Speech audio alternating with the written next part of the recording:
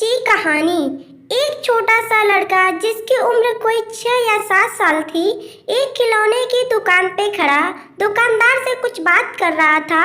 दुकानदार ने न जाने उससे क्या कहा कि वो वहाँ से दूर थोड़ा हटके खड़ा हो गया और वहाँ से खड़े खड़े कभी दुकान पर रखी एक सुंदर सी गुड़िया को देखता और कभी अपनी जेब में हाथ डालता, फिर आंख बंद करके कुछ सोचता और फिर दोबारा गुड़िया को देखने और अपनी जेब टटोलने का क्रम दोहराने लगता।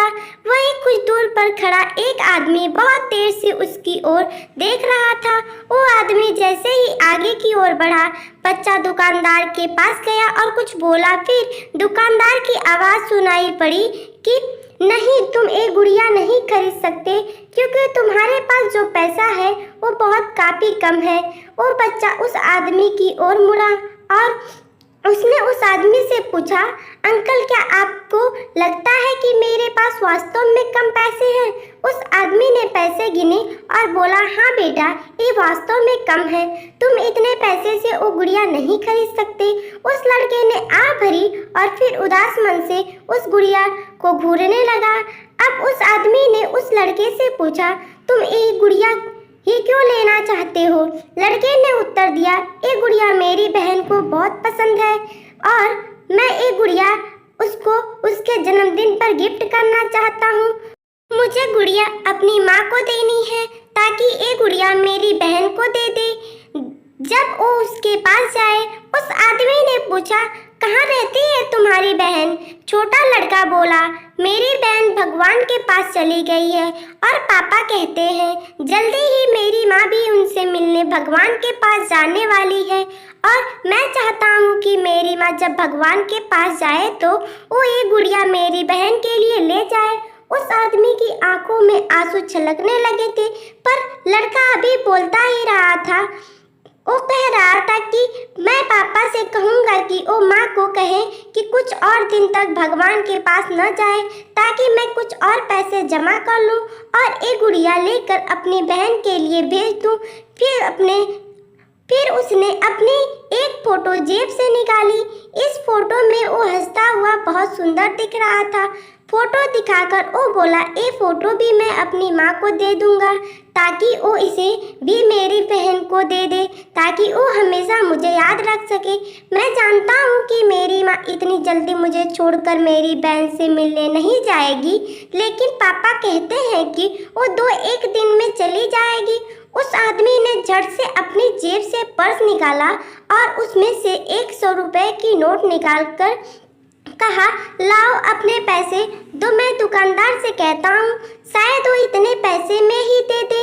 और उसने उस लड़के के सामने रुपए गिनने का अभिनय किया और बोला, अरे तुम्हारे पास तो उस गुड़िया की कीमत से अधिक पैसे हैं। उस लड़के ने आकाश की ओर देखकर कहा, भगवान तेरा धन्यवाद।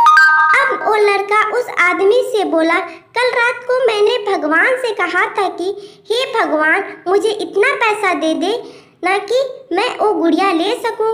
वैसे मैं एक सफ़ेद गुलाब भी लेना चाहता था, किंतु भगवान से ज़्यादा मांगना मुझे ठीक नहीं लगा, पर उसने मुझे खुद ही इतना दे दिया कि मैं गुड़िया और गुलाब दोनों ले सकता हूँ।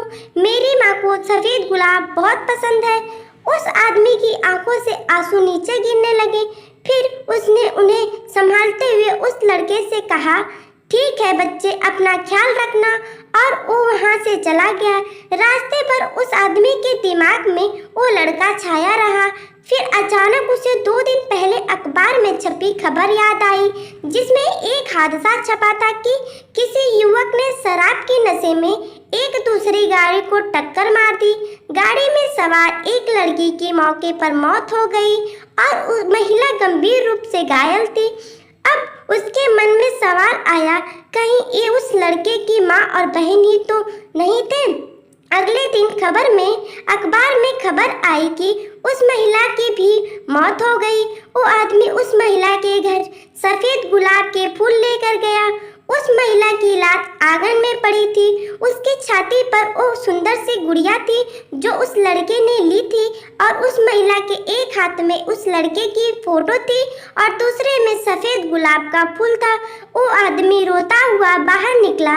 उसके मन में एक ही बात थी, एक शराब के नशे में चूर एक युवक के कारण एक छोटा सा बच्चा अपनी माँ और बहन से दूर हो गया, जिन्हें वो बहुत प्यार करता था। इस कहानी को पढ़कर और इस समय सुनाते हुए भी मेरे आंखों में भी पानी है और शायद आपकी आंखों में भी आ जाए, मगर उस पानी को अश्रु मत समझ लेना। वो पानी बेशक नमकीन हो सकता है जैसे आंसू होते हैं, पर वो अश्रु नहीं होंगे।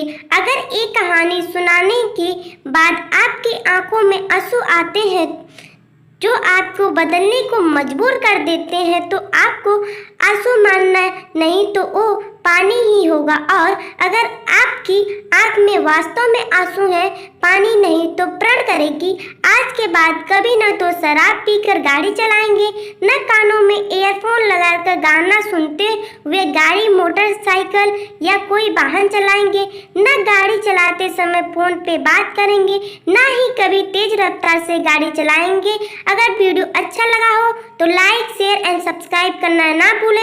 धन्यवाद।